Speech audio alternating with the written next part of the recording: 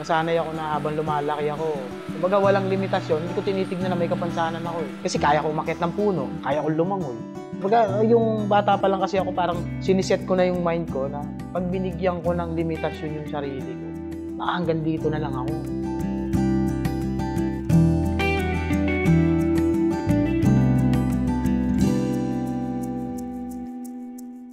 Ako po si Al Sibelio ng Bigay Buhay Multipurpose Cooperative BBMC.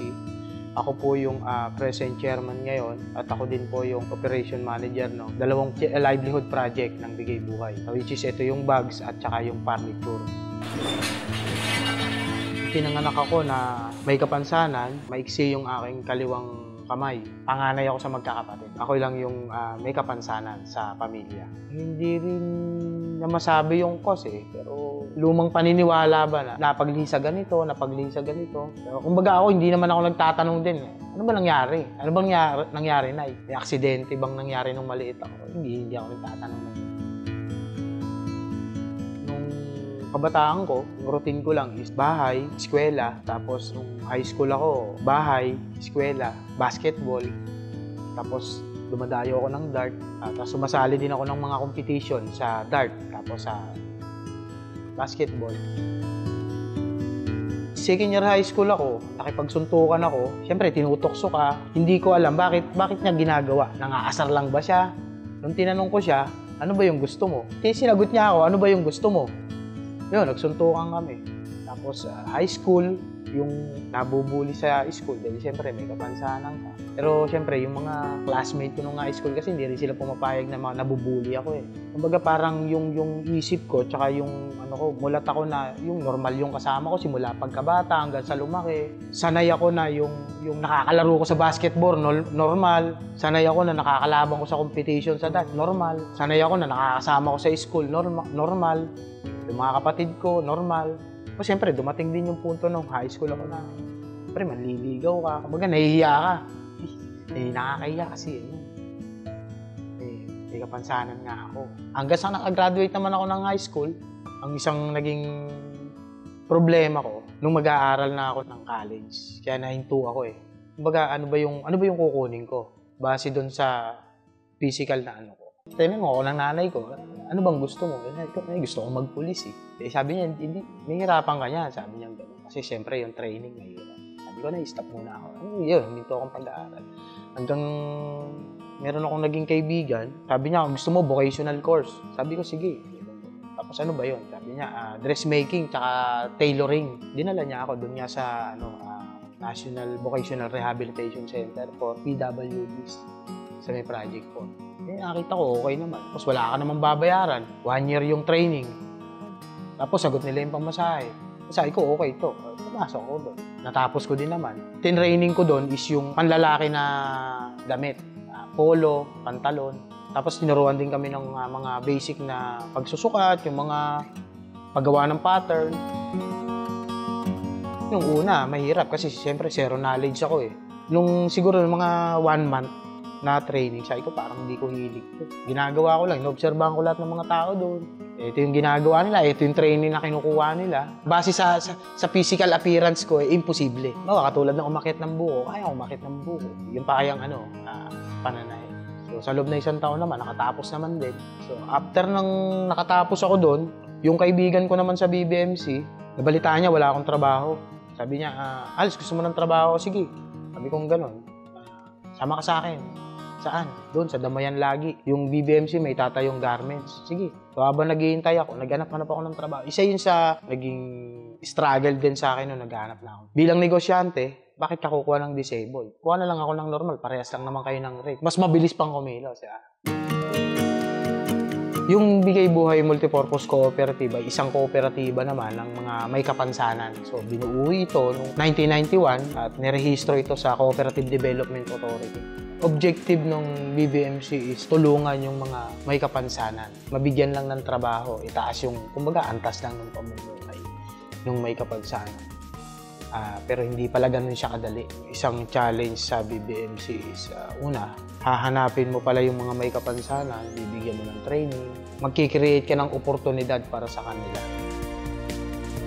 Binalikan ako ng kaibigan ko, Supposed to be ang dapat na project ng BBMC is garments, hindi bags. 6 months tumatakbo yung garments ng BBMC. Walang merkado. Ang sabi ng manager, mag-ship tayo. Ano bang magandang ipalit natin sa garments?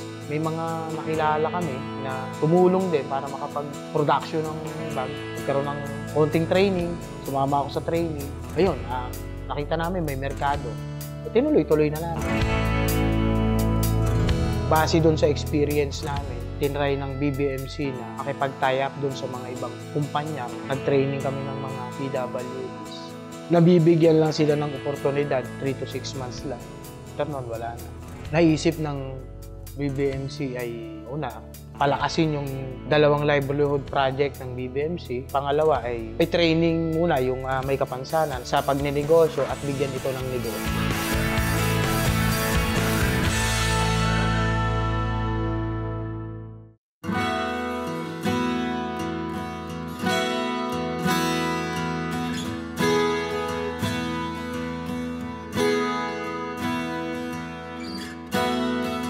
Ang pagkakaiba lang kasi ng BBMC, tinututukan niyang bigyan ng oportunidad is yung nasa grassroots. Binubus namin yung kanilang self-confidence.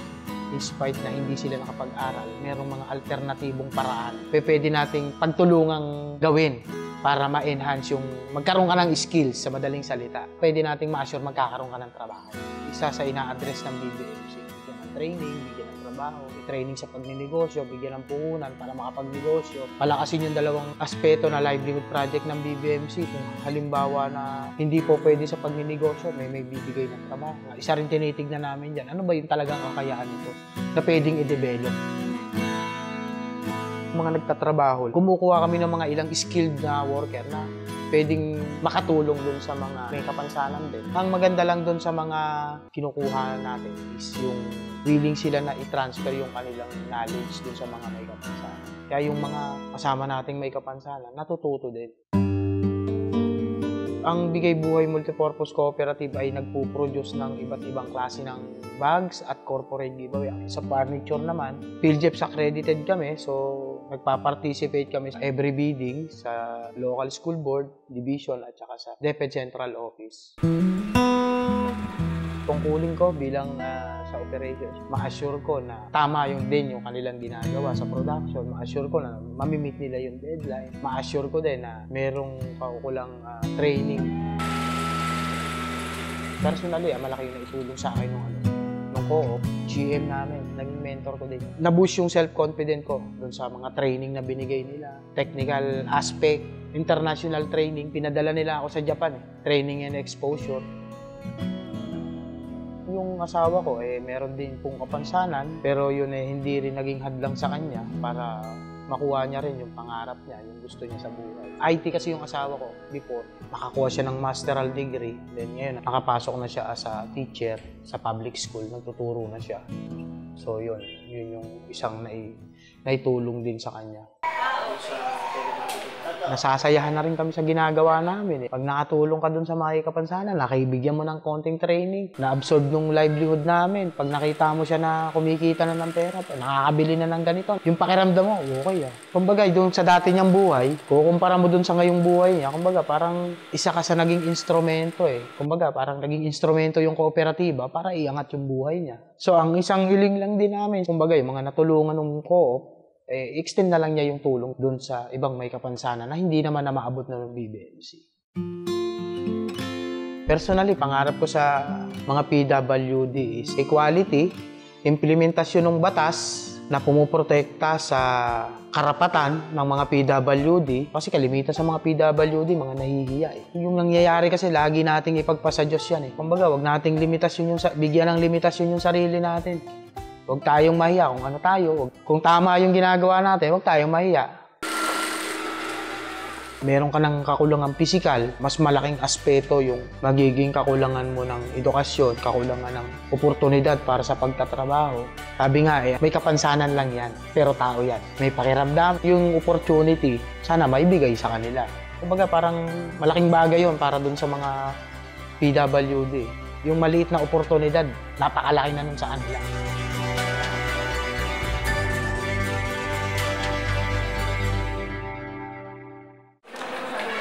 It's not always an excuse that you have disability, so you cannot be what you want or you cannot achieve what you want to.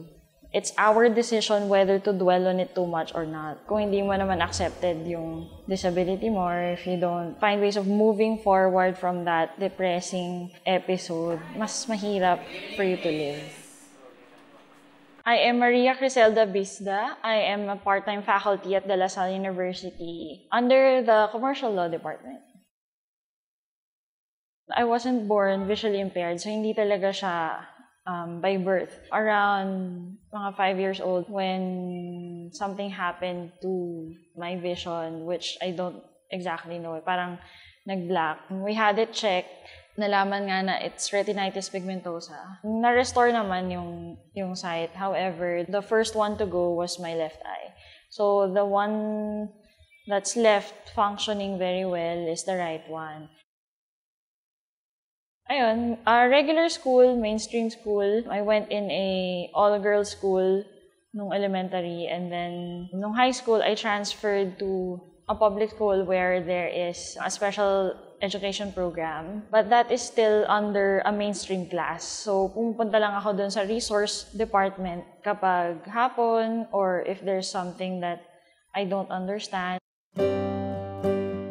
Surprisingly, with classmates during high school, we're all good together. Kasi I think I was able to make them feel that not much difference between the two of us. Ginaguide nila ako, pag pumunta kaming canteen, we're all together sa mga group works, hindi ako iniiwanan. They just naturally do it.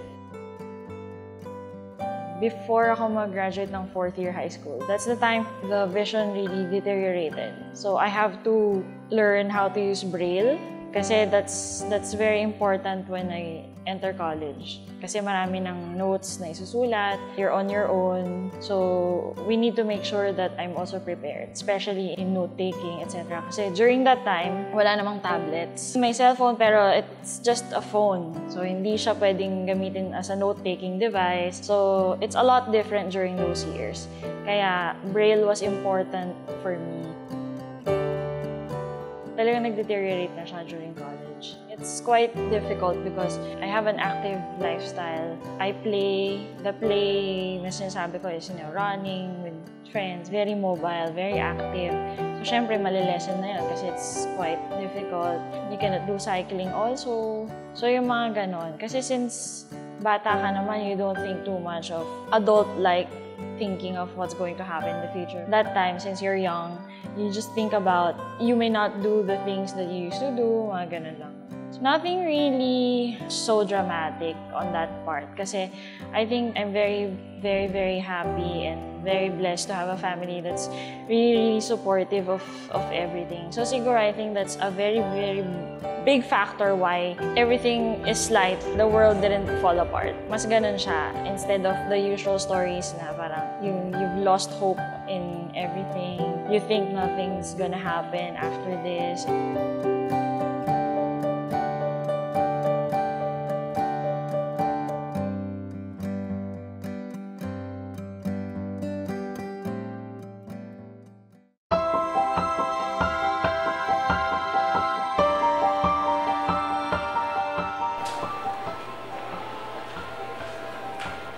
For the PWD, we really have to strive harder in terms of finding ways how to improve ourselves, upgrade ourselves. Kasi if we don't have this initiative to improve ourselves, mapag-iiwanan kami talaga.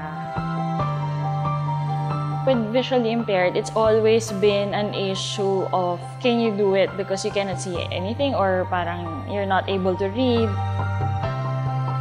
In college, ayoko kasi ng mag-special exam. Meaning, yung iba yung schedule ng exam ko. So, I usually take my exams together with my classmates. May isa akong professor na she's doubting if I'm cheating or if it was my classmate answering the quizzes.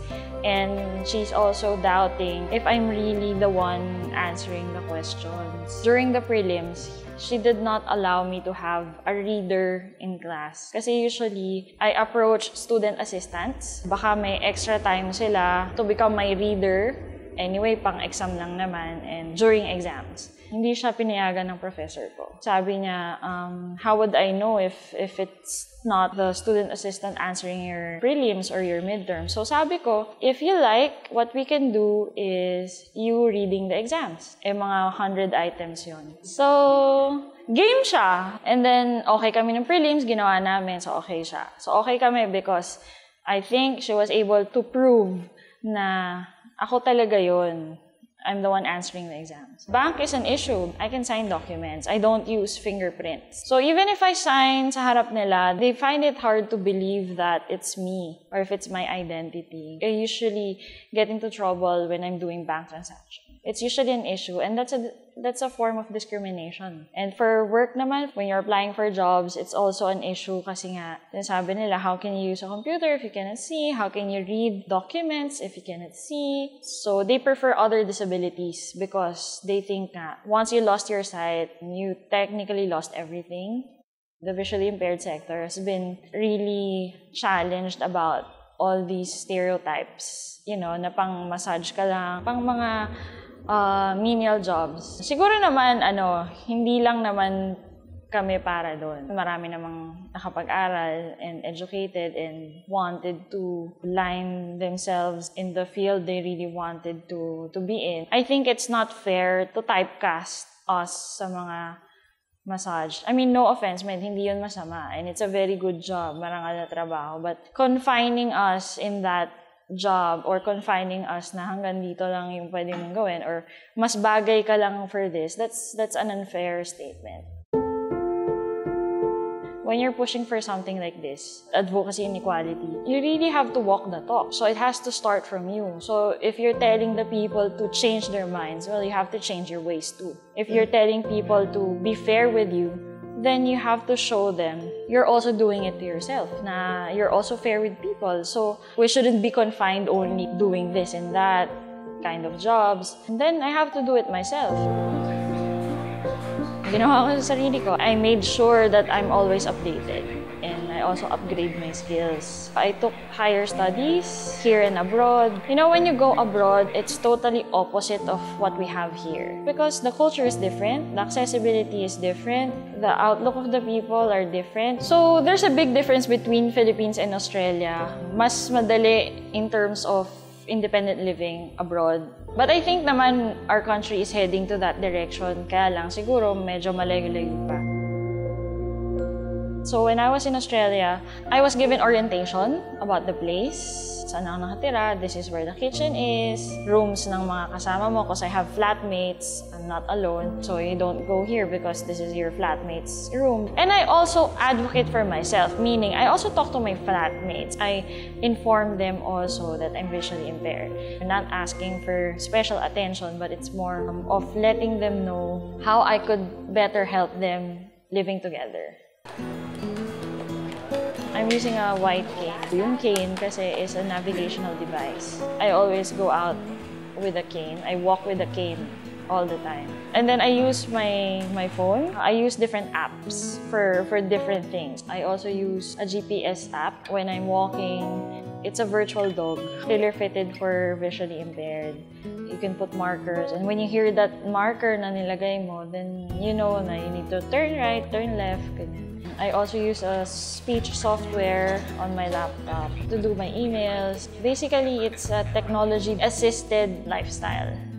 Kasi nga, I'm living independently. And most importantly, I'm very happy with the people I have lived with and interacted with kasi they're very, very lovely people. They assist me sometimes, but most of the time, they just made me feel I'm just really one of them.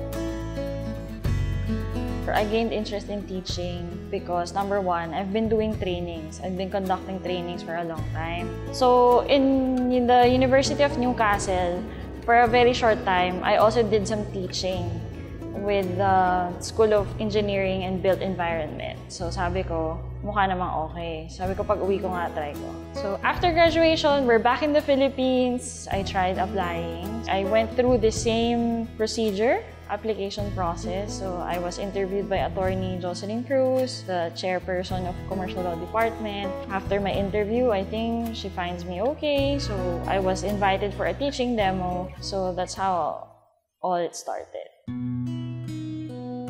I don't think it's extra hard for someone with disability to do teaching. We can say we just do it differently.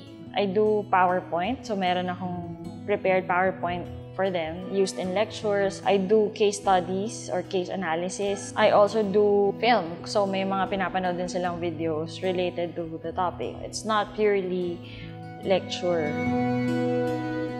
So I taught industrial relations management. Now I'm teaching human resource management.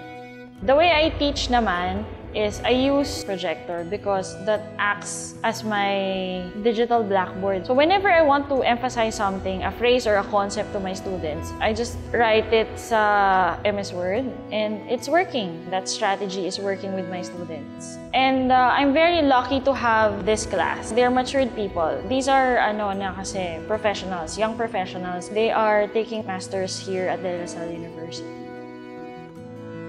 Well, I always teach them about the value of equity and equality in society. Kahit na sabihin mo business course kami, I always make sure they understand what inclusion means. Whether it is in recruitment, job application, in leadership, in executive management. How would they handle applicants with disabilities? My advocacy is more on the employment side and education side. So I do technical training in terms of strategic management.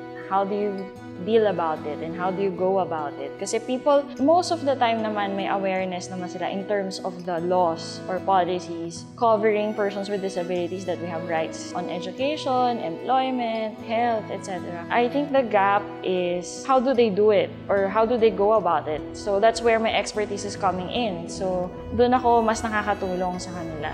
Kasi if they know how to do it and they know how to operate that within their system, within their processes, I think mas mababawasan yung discrimination.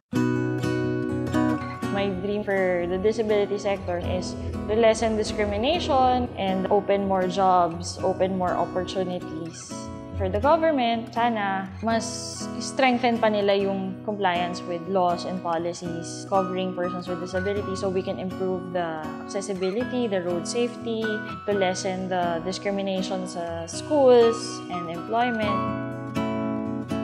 In the Philippines, it's a long, long way to go, but I'm happy that there's progress. For us, advocates who'd like to push a lot of causes and a lot of good things in our sector, I think lahat naman kami pag pinagsama-sama yung efforts namin in the respective fields, to help the Philippines move forward. Kahit long way to go pa, I think makakapagbigay naman din kami ng change.